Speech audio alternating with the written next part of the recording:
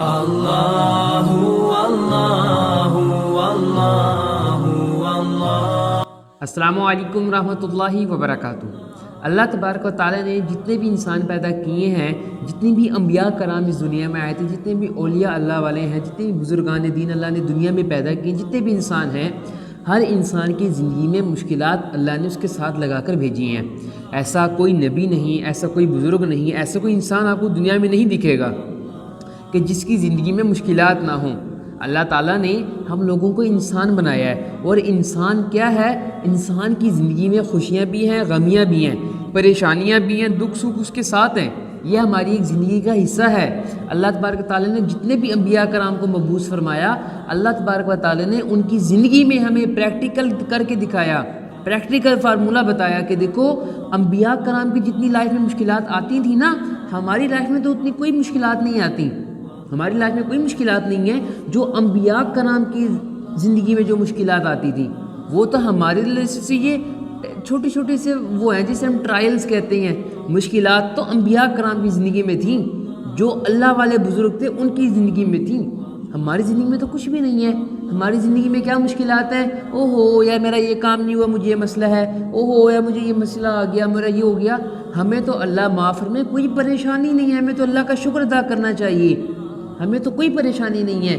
اور ایک بات یہاں پہ ہمیں یہ پتہ چلتی ہے، جتنے بھی ہم انبیاء کرام کی زندگی اٹھا کر دیکھتے ہیں، اللہ والوں کی ہم زندگی اٹھا کر دیکھتے ہیں، تو اس میں ہمیں کیا چیز پتہ چلتی ہے کہ جب بھی انہیں کوئی مشکل پیش آتی تھی، جب بھی انہیں کوئی معاملہ پیش آتا تھا، تو وہ کیا کرتے تھے؟ وہ اللہ کی طرف رجوع کرتے تھے، اللہ کی طرف متوجہ ہو جاتے تھے، اللہ سے دعا کرتے تھے۔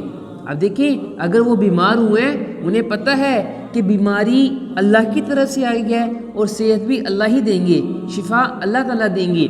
دوائی کرنا، پرہیز کرنا، دوا لینا ہمارا کیا ہے؟ یہ سنت عمل ہے، یہ ہمارے ذمہ ہے۔ لیکن دعا کرنا یہ سب سے بڑا چیز ہے، دعا ہمارا سب سے بڑا ہتھیار ہے۔ آج اللہ معاف میں ہم نے دعا کو ہی چھوڑ دیا، باقی سب ہم نے کام اپنا کرنا شروع کر دیے۔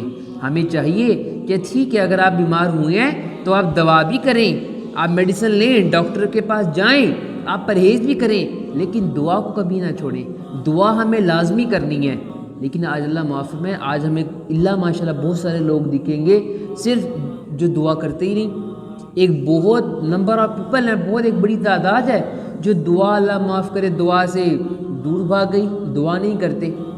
تو دیکھیے دعا جو ہے، ایک میں حدیث پڑھ رہا تھا کہ رسول اللہ صلی اللہ علیہ وسلم نے ارشاد فرمایا ہے، ایک حدیث کا مفہوم ہے، دعا عبادت کا مغز ہے، الدعاء مخ العبادہ، دعا عبادت کا مغز ہے۔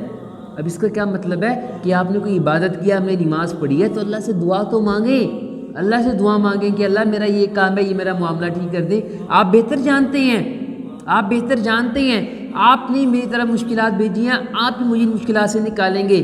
بھائی اللہ سے مانگو، اللہ سے دعا کرو کہ اللہ میری تمام مشکلات کو دور فرما۔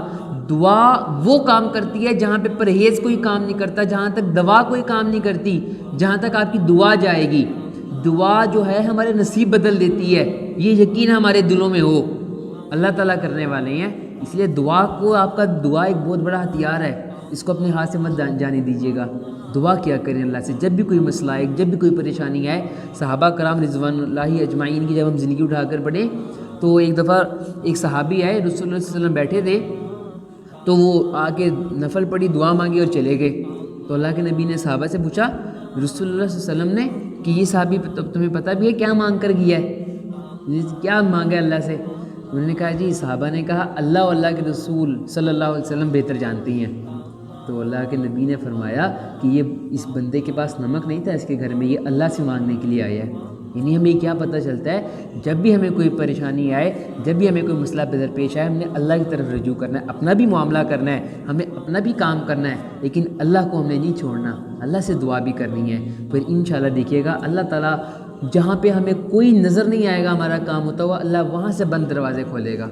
تو ہم اللہ تعالیٰ سے اس لیے ہمیں دعا کرنی ہے کہ اللہ مجھے ہر مشکل سے نکالے گا، اللہ تعالیٰ میرے کوئی نہ کوئی راستہ دکھائے گا۔